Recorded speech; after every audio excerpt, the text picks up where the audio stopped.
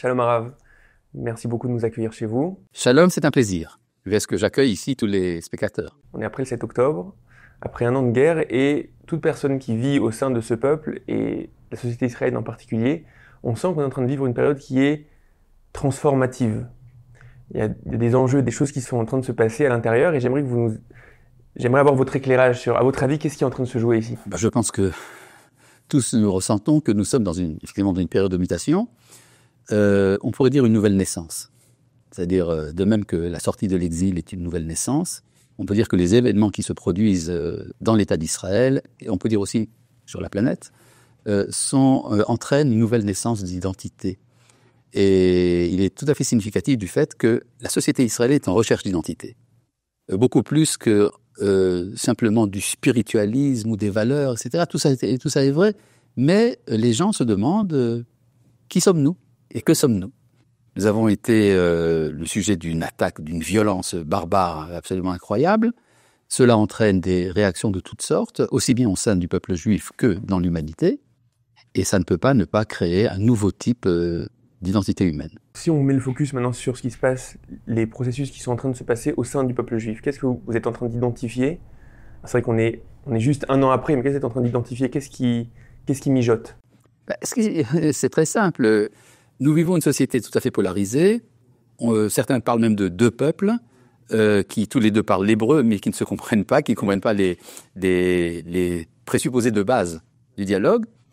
Et la réalité nous fait que nous allons nous rejoindre. C'est-à-dire, indépendamment du dialogue rationnel ou irrationnel qu'il peut y avoir entre deux parties, il y a le fait de la rencontre. La rencontre est un vécu, bien au-delà de ce qui peut être transmis par les médias, par Chauffard, par la presse, etc. En fait, il y a une rencontre. Cette rencontre, classiquement, ça se fait à l'armée, mais c'est beaucoup plus que ça. Aujourd'hui, le front se trouve en arrière, se trouve dans la société civile. C'est nous qui sommes attaqués, même si nous ne sommes pas sur le front. Il y a malheureusement des victimes, il y a des dégâts de toutes sortes, et cela ne peut qu'entraîner une reconstruction. Cette reconstruction se fera par une sorte de ce qu'on appelle une synthèse dialectique, pour être un peu hegelien. Ça veut dire que si vous avez aujourd'hui le clivage gauche-droite qui est très fort en Israël, vous avez également le clivage Israël et les nations qui est très fort. Finalement, ça va entraîner une synthèse plus haute. Tout simplement, par exemple, si on prend, soyons un peu caricatural, si pour la droite israélienne, ce qui est important, c'est le peuple juif, et le reste ne nous intéresse pas, on est indifférent. Si pour la gauche, ce qui est important, c'est la communauté internationale et notre identité particulière est problématique, alors on peut se demander, oui, mais le bon Dieu, lui, qu'est-ce qu'il en pense? Eh bien, il est intéressé aussi bien à Israël qu'aux nations, et va se créer une sorte d'organisme, de vie organique qui va relier Israël et les nations, la gauche et la droite, les religieux et les laïcs. Je pense que... Ce que vous êtes en train de dire, c'est premièrement, ce que cette période a créé, c'est le fait que on s'est retrouvés dans les mêmes tanks. On s'est retrouvés ensemble, on a vécu ensemble, il y a une réalité qui peut-être avait été un peu oubliée parce qu'on vivait chacun dans son coin, et on manifestait chacun dans son coin. Il y a déjà cette chose-là qui est en train de se faire, et donc il y a comme disait le Rav Soloveitchik, le Brit Goral, l'alliance de destinée qui est en train un petit peu de reprendre sa place. Surtout d'ailleurs avec le doigt qui nous désigne chez les nations, c'est-à-dire il y a un élément extérieur. Vous savez que c'était Sartre qui disait que c'est l'antisémite qui crée le juif. On peut dire que c'est la communauté internationale qui crée la société israélienne. Il y a ça également, et c'est important parce que ça veut dire que la civilisation mondiale se sent concernée également par ce qui se passe en Israël. Alors ça prend des formes extrêmement caricaturales, calomnieuses et tout ce que vous voulez, mais ça veut dire que quand même nous représentons un point d'intérêt. Et ce point d'intérêt, c'est le sentiment, à mon avis très fort, que l'histoire se joue ici. L'histoire se joue dans les événements de la société israélienne, et que donc il y a une expectative, une attente de savoir mais qu'est-ce qu'ils vont nous dire ces Juifs, qu'est-ce qu'ils vont faire, comment est-ce qu'ils vont réagir par rapport à la violence, quelles sont les valeurs qu'ils vont développer. Tout cela intéresse le monde entier. Okay, et à plus forte raison. On est clairement dans des processus qui sont en train de se faire. J'aimerais maintenant qu'on rentre dans, entre guillemets, chacun des camps et essayer d'analyser en fait ce qui dérange, ce qui porte aussi comme valeur. Ce qui les dérange, c'est-à-dire qu'est-ce qui fait qu'il y avait jusqu'à maintenant cette polarisation, et est-ce qu'on est en train de voir des processus, quelque chose qui est en train de germer pour résoudre ça. Commençons par on va dire l'aspect plus séculaire, libéral de la société israélienne. On appelle un petit peu la région de Tel Aviv, une volonté de vivre une vie épanouissante, libre, souvent concentrée sur l'individu, même si au final on a vu que c'est des personnes qui sont allées finalement combattre depuis le 7 octobre, etc. Moi, ce que j'ai ressenti avant la guerre, et je recommence à le ressentir maintenant, c'est qu'il y a une véritable crainte. Il y a une véritable crainte, ils sentent que le pays change d'une certaine manière, démographiquement, la partie religieuse prend une place, la partie charédite prend une place, et la question c'est est-ce que cette crainte premièrement est juste? Est-ce qu'on est capable d'y répondre? Qu'est-ce qu'on fait finalement il y a vraiment quelque chose qui les dérange. Bon, il faut, à mon avis, faire une distinction entre deux phénomènes. Il y a le phénomène médiatique, qui est qui fait beaucoup de bruit, qui est très bruyant, et qui en fait représente une minorité qui est l'oligarchie dominante. L'oligarchie dominante se sent menacée dans son pouvoir, et donc elle réagit de manière plutôt irrationnelle, et c'est ça qui est produit par les médias. En vérité, ça ne reflète pas la réalité. La réalité profonde, c'est qu'il y a une mutation d'identité au sein de la société dans son ensemble, aussi bien dans la gauche que dans la droite. Et donc, à mon sens, la majorité du peuple israélien se sent attaché à ses valeurs et se sent attaché à la démocratie. Maintenant, si on met de côté donc cette violence médiatique qui est portée parfois par des intérêts un peu bas, des frustrations et toute autre chose de ce genre, alors si on rentre dans la profondeur des choses, il y a tout simplement, je vous dis, la crainte de tomber dans un régime religieux, c'est-à-dire un régime politique religieux qui ressemblerait donc à l'Iran, qui ressemblerait à l'Afghanistan. Qui prime de liberté, en fait, c'est ça oui, ou bien comme la France, par exemple, qui impose l'interdiction du hijab. Enfin, donc, vous avez cette coercition religieuse, ça existe dans le monde, et c'est identifié comme étant ce qui risque d'arriver dans notre pays. Alors qu'en vérité, cette crainte n'est pas du tout fondée, pour une raison très simple, c'est que si on connaît en profondeur les enseignements de la tradition d'Israël, rien de cela n'est possible. Même au niveau de la halakha, un pays qui serait gouverné par la loi juive, par exemple, n'aurait rien à voir avec la charia. Étant donné que, pour une raison très simple, c'est que la loi juive, la halakha, n'a pas ni les moyens ni la volonté d'imposer un mode de vie, quel qu'il soit, à l'individu. Ce dont il est question, ça peut être seulement de la norme publique. Par exemple, tout le problème de savoir est-ce qu'il peut y avoir des transports publics le Shabbat. Personne n'empêche le transport non public. Ou même si vous voulez financer par vous-même des autobus qui voyageraient le Shabbat, rien n'empêche de le faire, même au niveau de la halakha.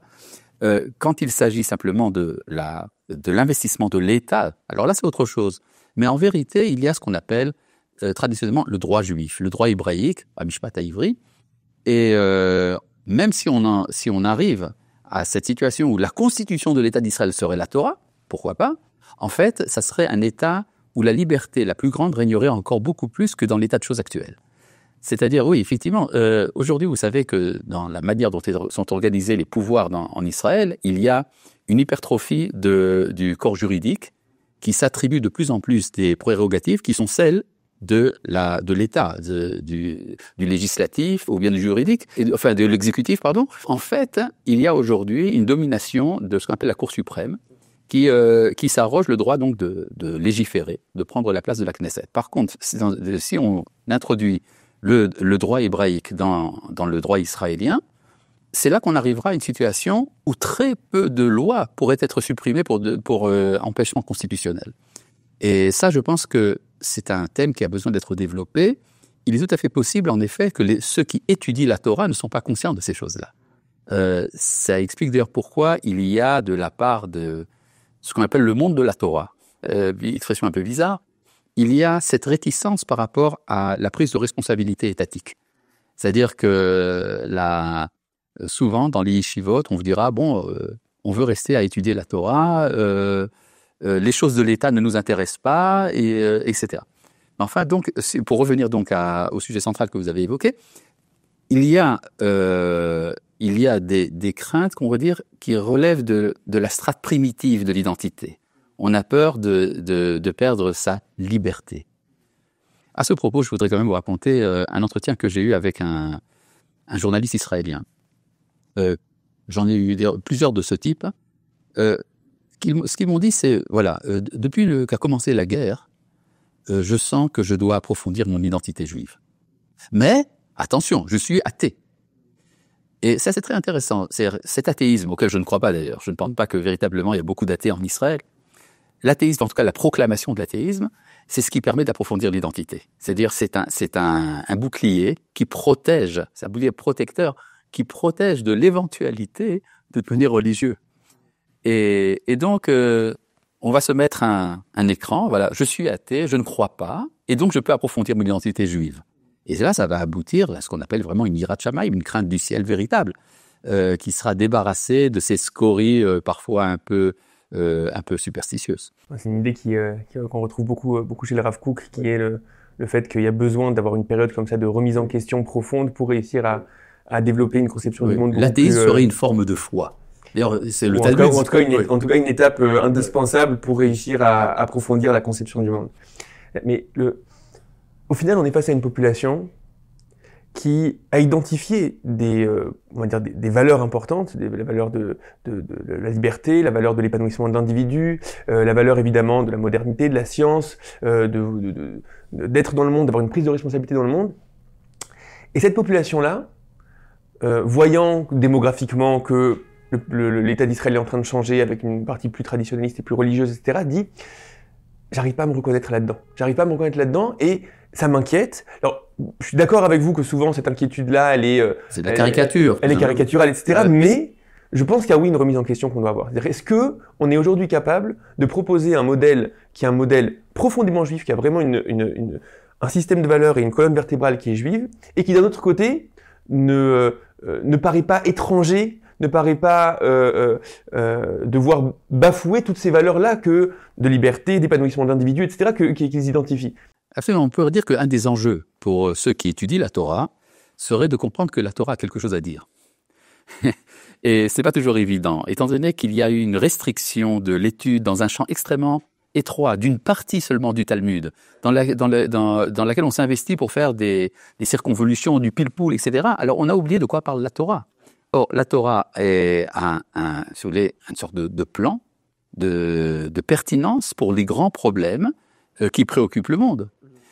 Comme disait Franz Rosenzweig, une belle phrase que Emmanuel Levinas avait l'habitude de citer, Dieu n'a pas créé la religion, il a créé le monde. Et pour que le monde ait un sens, alors il a également donné la Torah. Mais c'est d'abord le monde qui nous préoccupe, et donc il faut, disons, devenir un peu adulte, sortir d'un certain infantilisme qui serait que la Torah se concentrerait essentiellement dans la cache-route de ce que j'ai dans mon assiette. C'est très important. Je suis positif, je suis même... Vous encouragez j'encourage la cache-route, absolument. J'encourage l'étude, j'encourage la synagogue, la pureté familiale. Tout ça, ce sont des choses très importantes.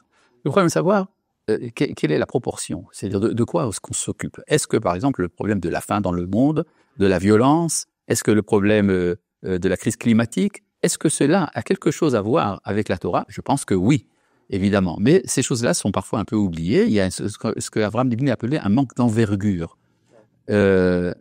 Oui. Et c'est une des raisons pour lesquelles j'ai pris, je pense que je ne suis pas le seul, mais j'ai eu l'initiative de fonder une sorte de haute école de pensée juive qui introduit évidemment tous ces contenus et qui restitue à la Torah sa dimension originelle. Ok, alors essayons d'aller plus loin justement parce que je pense que c'est intéressant de pas juste dire ça sous forme d'introduction, mais est-ce qu'on est capable de donner des grandes lignes? Ça veut dire que moi, une des questions qui me passionne depuis des années, c'est lorsqu'on est justement face à cette population-là qui vit une réalité moderne, épanouie, etc., finalement, qu'est-ce qu'on vient apporter?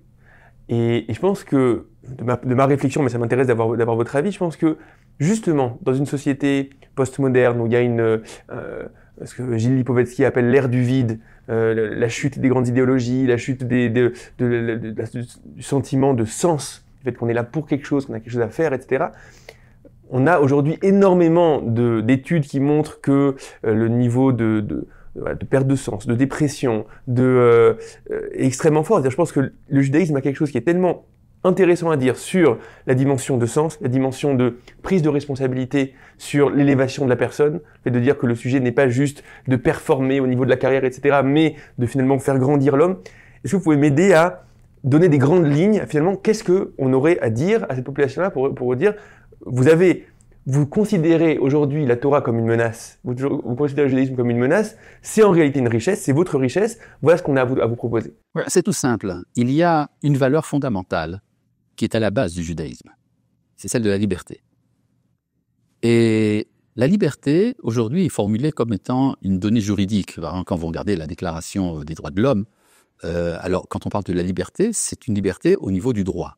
C'est-à-dire tous les hommes sont nés libres et égaux en droit. Et cette liberté est limitée par la liberté de l'autre et la frontière sera fixée par la loi. C'est-à-dire qu'en fait, rien ne dit que l'homme est véritablement libre. C'est la loi l'autorise à faire ce qu'il veut, c'est la licence, c'est le libéralisme. Mais est-ce que l'homme est véritablement libre dans son choix? C'est la Torah qui l'affirme. C'est-à-dire, si vous cherchez la source de la liberté dans l'homme, vous la trouvez pas dans la nature. Vous la trouvez dans l'âme. Donc il y a une dimension non déterministe. Absolument. Et c'est ça qui est fondamental. Cette liberté peut avoir, si on réfléchit bien jusqu'au bout, ça ne peut avoir sa source que dans la transcendance. C'est-à-dire, ce que le judaïsme vient à mener, c'est cette idée que le monde n'est pas un monde fermé. Ouais. Et à partir de là, beaucoup de choses peuvent changer. Je vais vous donner un tout petit exemple intéressant que j'ai l'habitude d'amener à mes élèves. La faim dans le monde. Pourquoi est-ce qu'il y a la famine? Alors on pourrait dire, il n'y a pas de ressources. C'est pas vrai. Les ressources sont suffisantes pour alimenter toute la planète. Mais les ressources sont investies dans la violence. Et c'est-à-dire qu'il y a un problème moral qui est dans le point de départ du problème de la famine. Et ce problème moral vient du fait que il y a, vous savez, classiquement, il y a dans l'homme deux penchants, le bon penchant, le mauvais penchant. Le mauvais penchant dit que nous sommes en rivalité permanente et donc il faut dominer l'autre. Et le bon penchant dit que non, au contraire, on peut très bien être généreux envers l'autre. Et le mauvais penchant amène des preuves. Les preuves sont dans la réalité. Il paye comptant. Par contre, le bon penchant a une sorte d'affirmation qui relève probablement de la foi, que l'homme est véritablement libre et qu'il peut donc dominer ses instincts. Et si vous voulez que le bon penchant l'emporte, il faut prouver que la liberté, c'est sérieux. Or, il y a un événement historique qui prouve que l'homme est véritablement libre, c'est la sortie d'Égypte. C'est là qu'a été prouvé que l'esclavage n'est pas une fatalité. Et quand vous mettez les téphilines sur la tête, c'est pas un acte religieux, c'est un acte qui vient commémorer cette preuve de la liberté humaine. Donc, plus vous mettrez les téphilines, moins il y aura de faim dans le monde. D'accord? Mais ça demande une certaine logique, une certaine analyse rationnelle, qui fait qu'en fait, la pratique religieuse dépasse en fait beaucoup le domaine étroit du culte. Oui, et ça arrive à être traduit dans un monde de valeurs. Et dire, nous, en réalité, le monde de valeurs qu'on a proposé, c'est un monde de valeurs où il y a une liberté fondamentale, on ne pense pas que l'homme soit uniquement déterministe. Justement, la société séculaire moderne a en vérité peur de la liberté. C'est-à-dire, il y a une très belle expression employée dans la littérature romantique française, c'est plus fort que moi. Cette expression est terrible. En fait, elle est l'expression d'une démission morale. C'est plus fort que moi. Alors, ça veut dire quoi? Que je suis un animal? Et je pense qu'il est très important de revenir aux enseignements du judaïsme, justement, pour donner une validité aux valeurs qui sont chères à la société. Alors, en fait, là, ce que vous dites, c'est aussi des idées qu'on retrouve beaucoup chez le Rav Saks. C'est le fait de dire, les valeurs qui sont déjà chères à la société, regardez, en fait, elles prennent non seulement racine, mais elles prennent toute leur force chez nous.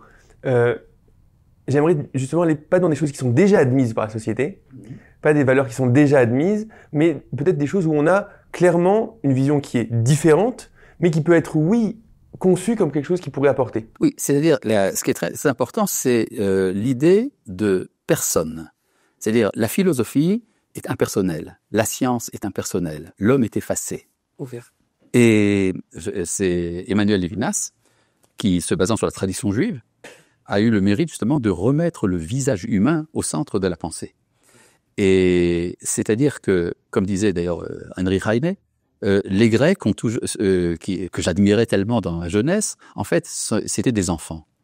Et les Juifs ce sont des hommes. C'est-à-dire, c'est ce que disait Aïné à la fin de sa vie quand il a regretté son apostat. Il voulait dire que les Juifs ont développé l'identité humaine. L'identité humaine, le moi. Vous savez, le Dieu d'Israël, quand il parle, il dit « je ». C'est un mot que le Dieu des philosophes ou le Dieu des scientifiques est absolument incapable de dire. « Je suis ». Oui. Et si le créateur du monde se présente comme étant une personne, ça veut dire qu'il respecte la personne humaine. Et vous savez, parfois on est attaché à des grandes idées, les droits de l'homme, mais on oublie qui sont les hommes.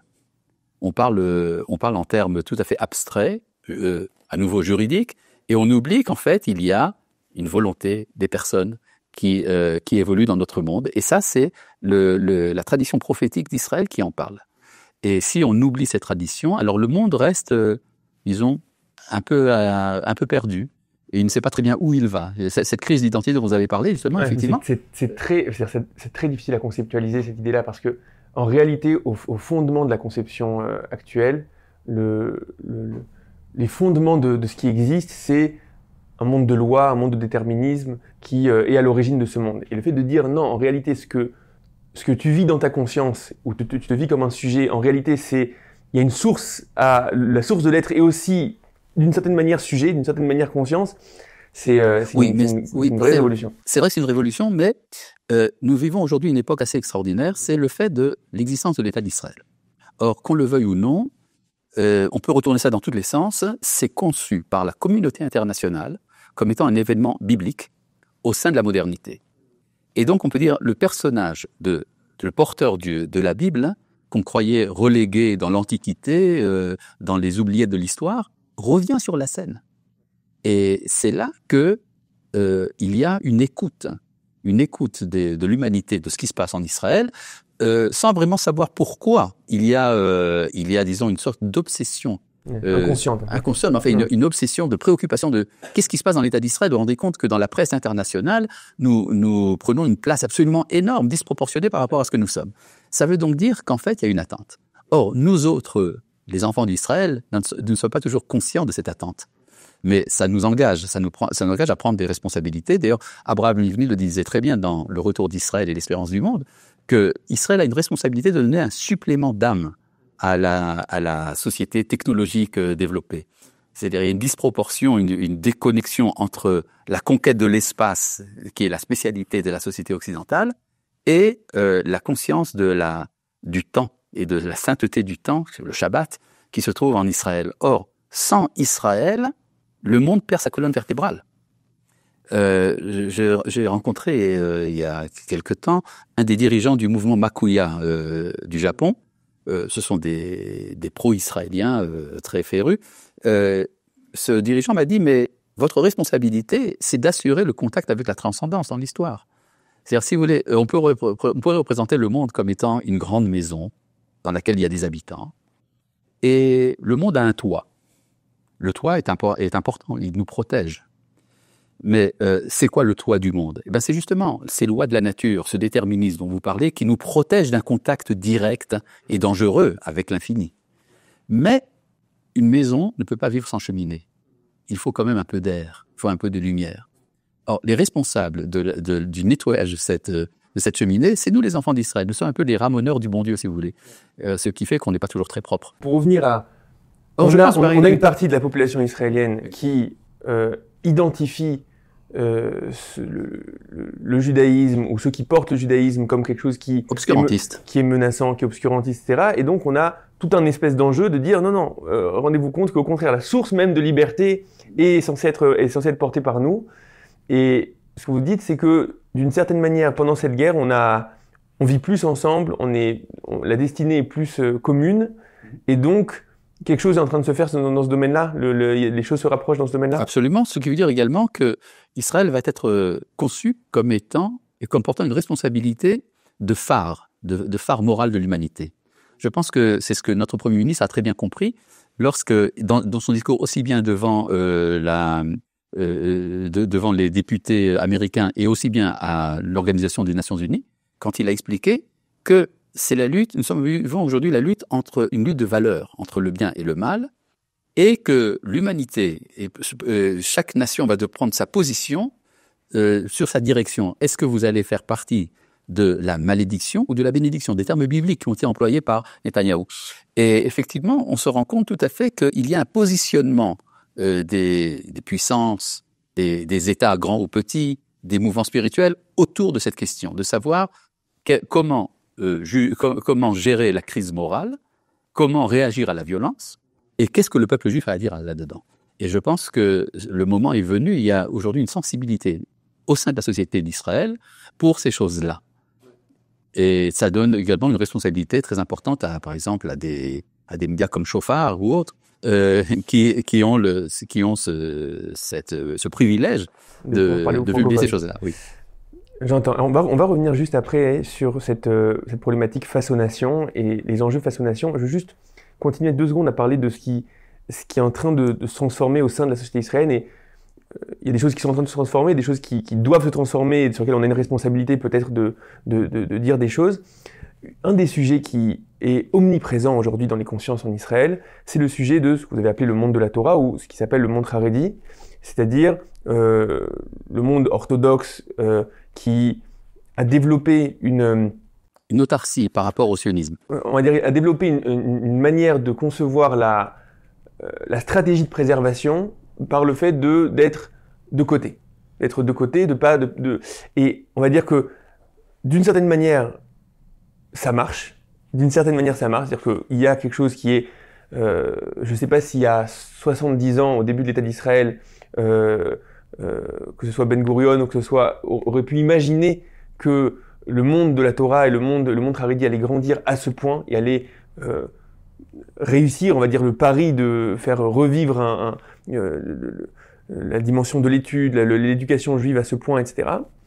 Mais d'un autre côté, on arrive à un point où il y a un véritable clash avec la société israélienne sur le sujet de l'enrôlement, où apparemment il y a un besoin maintenant, on a plus besoin d'hommes, c'est une société qui devient importante au niveau démographique.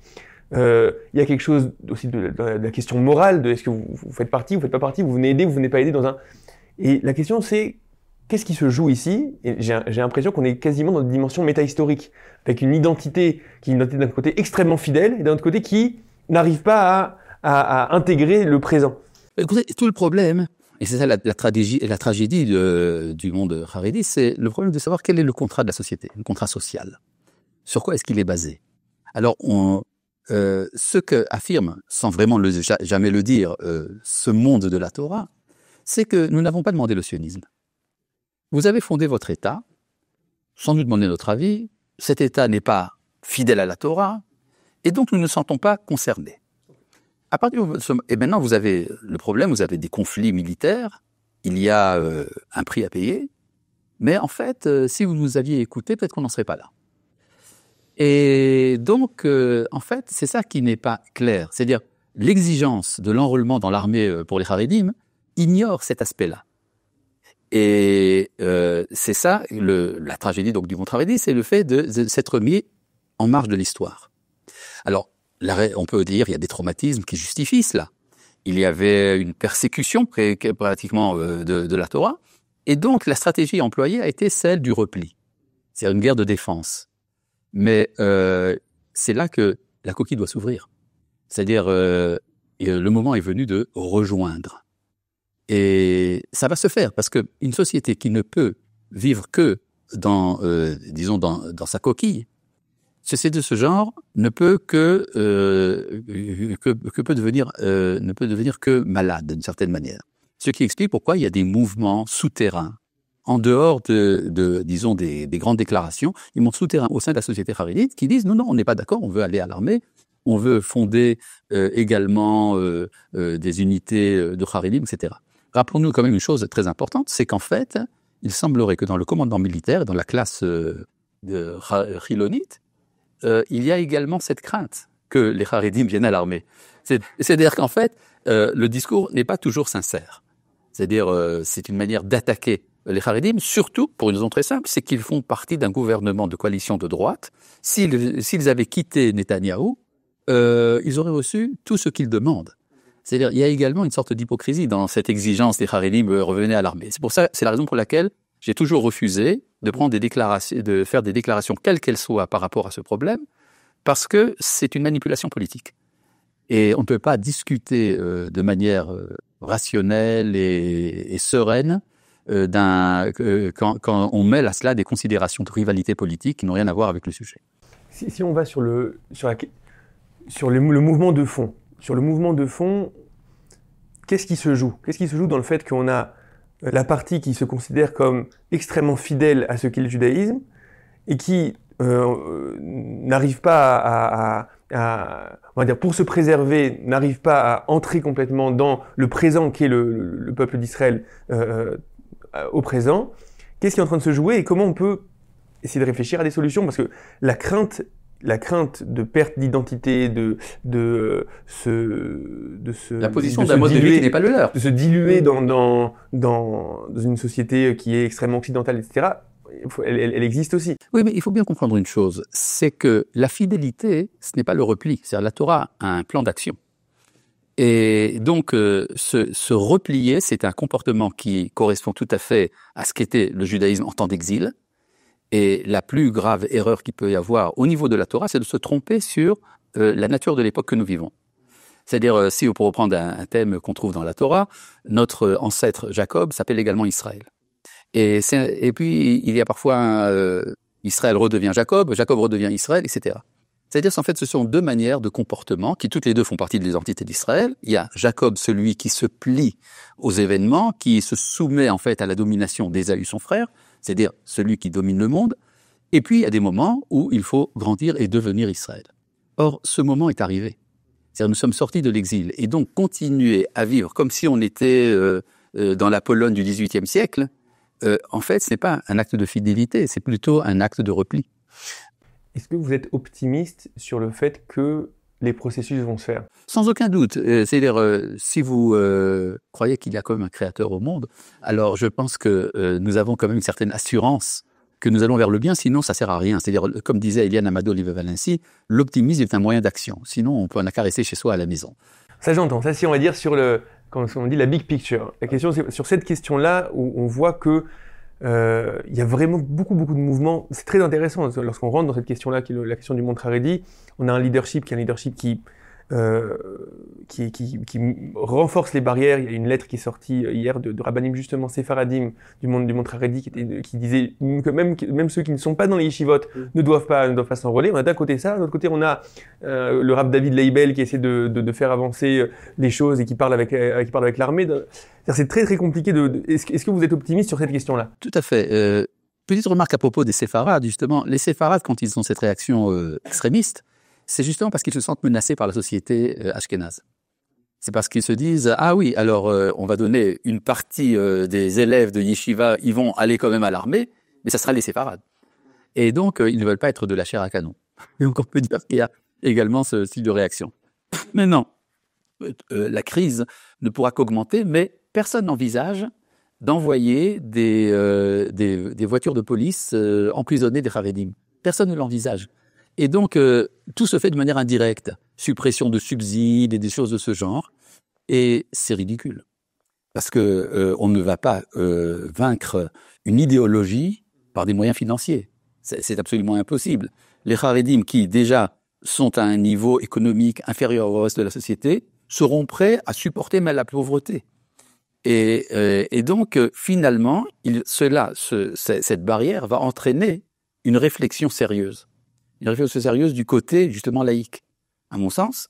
Et c'est lorsque les Haredim ressentiront que, effectivement, l'étude de la Torah est considérée comme une valeur, et pas simplement comme un refuge, c'est alors qu'il y aura une ouverture. C'est intéressant. Vous dites qu'en fait, la balle est dans le camp du monde laïque. Absolument. Ok, moi je considère le contraire. Moi je pense que, et je suis quasiment persuadé que justement, ce qu'on a vécu cette année, et il y a eu énormément de mouvements de solidarité au sein du monde Haredi, ça montre que naturellement, il y a une sensation on est dans le même bateau, c'est nos frères, on a peur pour notre identité, donc on ne sait pas exactement à quel point on peut participer ou pas participer, mais on a envie de montrer le plus possible que j'ai l'impression que oui, il y a une alchimie qui est en train de prendre. Sans aucun doute, il y a ça aussi, mais ici il y a un problème de base. Quel est l'idéal de vie que propose l'idéologie harédite? ça serait que la vie entière doit être consacrée exclusivement à l'étude. Et que tout le reste, en fait, est secondaire. Et ça vient, disons, de l'exploitation de certaines sources qui vont peut-être dans ce sens, mais ces sources ont été formulées à un temps où c'était effectivement la seule préoccupation du peuple juif. Et quand Dieu demande aux enfants d'Israël d'entrer en Terre Sainte à l'époque des explorateurs, en fait, c'est ça qu'ils redoutaient. Ils redoutaient cette transformation du sens de la vie. Et on voit, par exemple, dans le livre de Josué, dans le livre des Juges, qu'en fait, de quoi s'occupent les enfants d'Israël? Eh bien, c'est de coloniser la terre.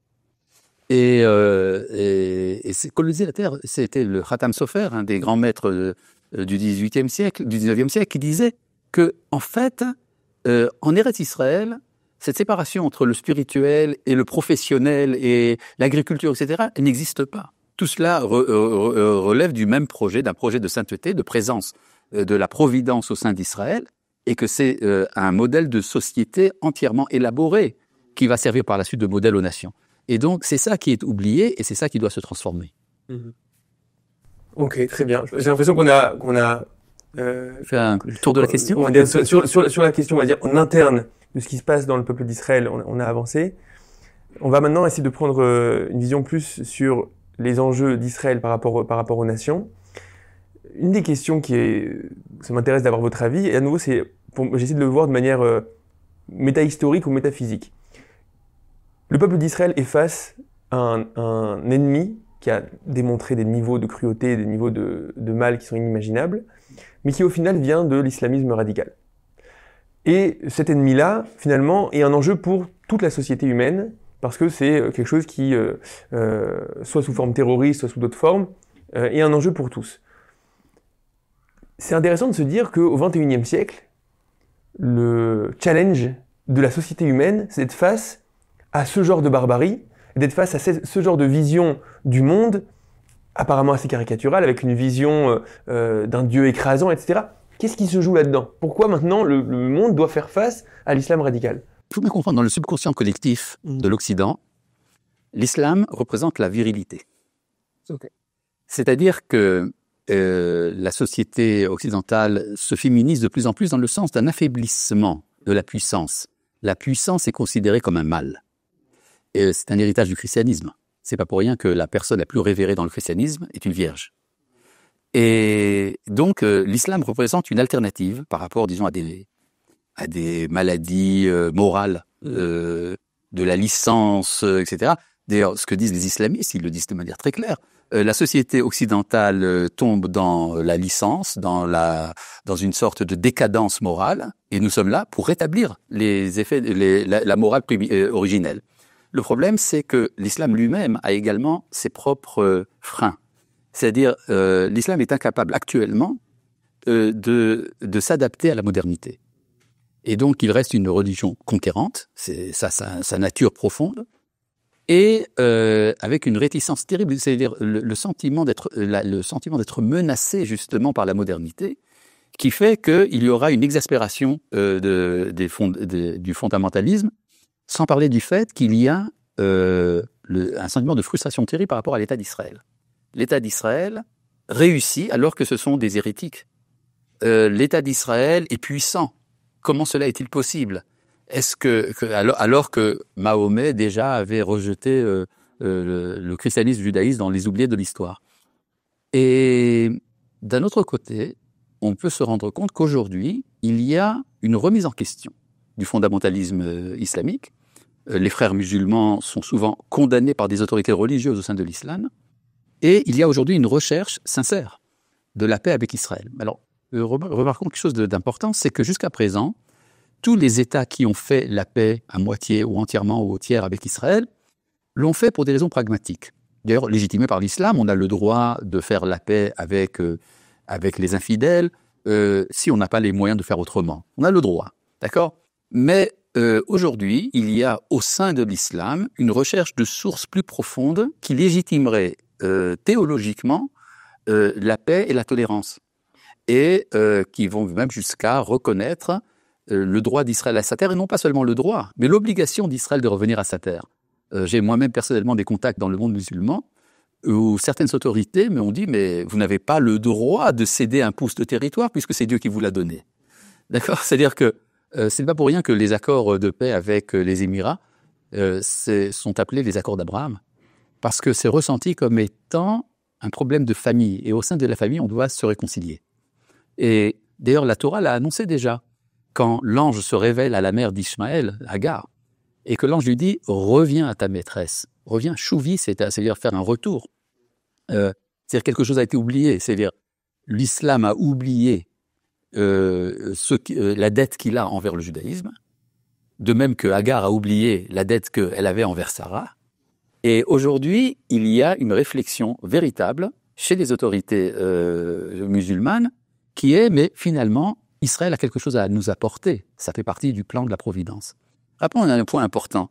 De même que dans le christianisme, l'Église s'est présentée comme étant le vrai Israël, la substitution à l'Israël biblique, il y a également dans le Coran deux désignations des Hébreux.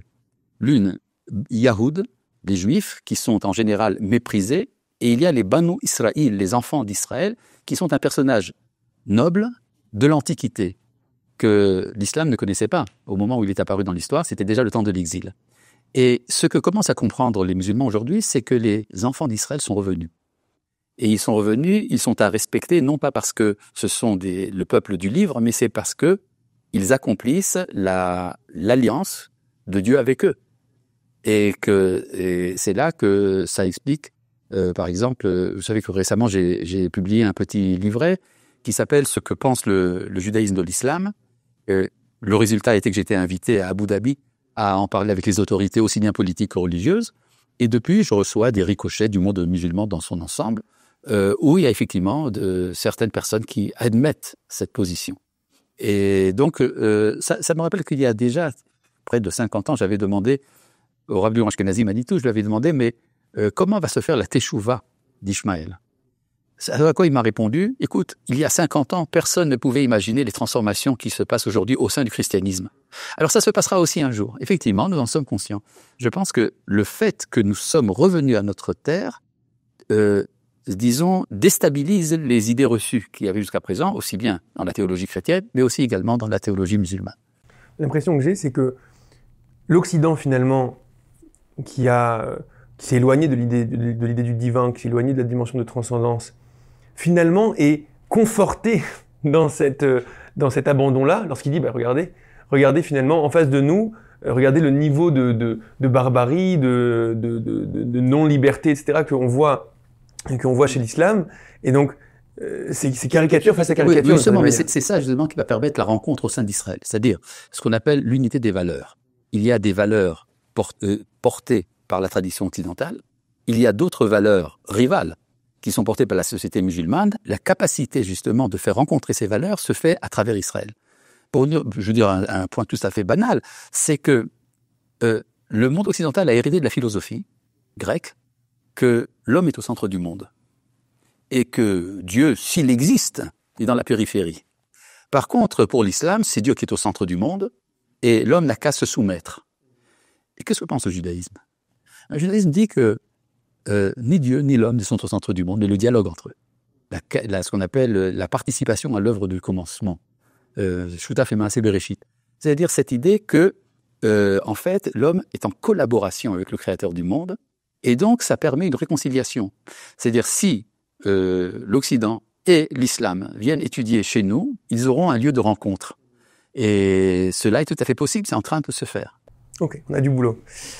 Pour terminer, comme on a une grande partie de notre audience qui sont des juifs francophones et donc en grande partie en dehors d'Israël, qu'est-ce que vous pensez que cette période a créé? On a vu qu'il y a eu une hausse des dossiers pour venir en Israël, ce qui est assez incroyable. Des gens qui veulent venir dans un pays en guerre, ça montre un petit peu le caractère exceptionnel de ce peuple.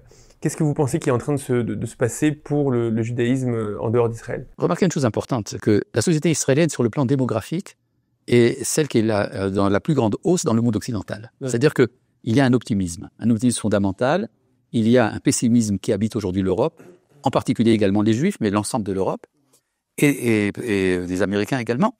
Et donc, Israël représente un espoir. Souvent on dit il ne faut pas prendre la fuite pour faire son alia. La raison, pourquoi pas? C'est-à-dire, nous avons fui l'Égypte, nous avons fui beaucoup d'exil, et donc il n'y a pas de raison d'avoir peur de la fuite. Mais surtout que c'est pas simplement une fuite, il y a où aller. Il fut un temps où le judaïsme avait pignon sur rue. En France, par exemple, les Juifs avaient leur mot à dire. Il y avait des colloques des intellectuels juifs qui étaient écoutés par l'ensemble des goïms. Et aujourd'hui, si vous cherchez une synagogue à Paris, eh ben, il faut là voir où il y a des policiers ou des soldats parfois. C'est-à-dire, ça veut dire que le judaïsme aujourd'hui se bastionne. Alors c'est vrai, vous avez une quantité extraordinaire de restaurants juifs, vous avez des synagogues, vous avez des bains rituels, mais tout cela n'est que l'entretien de l'illusion, d'une bulle qui finalement ne pourra pas tenir. Alors l'assimilation est galopante. Alors on aura parfois des déclarations absolument incroyables. Oui, il y a l'assimilation en Israël, mais il y a une question de proportion. C'est-à-dire aujourd'hui, l'Occident ne vit plus le judaïsme. C'est-à-dire si le judaïsme a été une partie intégrante de l'Europe, on peut dire c'est fini. C'est fini. Alors il y a évidemment, on peut cultiver des nostalgies de ce genre. Et effectivement, c'est fait. Mais le lieu où finalement se joue l'histoire du monde et celle d'Israël, c'est finalement Israël. Je pense qu'il y a beaucoup de juifs qui ressentent ça peut-être de manière inconsciente, c'est-à-dire que le centre de gravité, y compris de leurs propres préoccupations, ils sont en France, mais le centre de gravité de leurs préoccupations et les chaînes d'information qu'ils regardent, etc., au final, ils habitent là-bas, mais clairement, leur cœur est ici complètement. Donc, on encourage... Nous encourageons la lire. On les encourage à nous rejoindre, à réfléchir comment cette chose-là peut être faisable. Merci beaucoup, Arav. C'était un plaisir et ça, on a pu approfondir pas mal de sujets. Toda Rabba et à très vite sur Shofar. Shalom.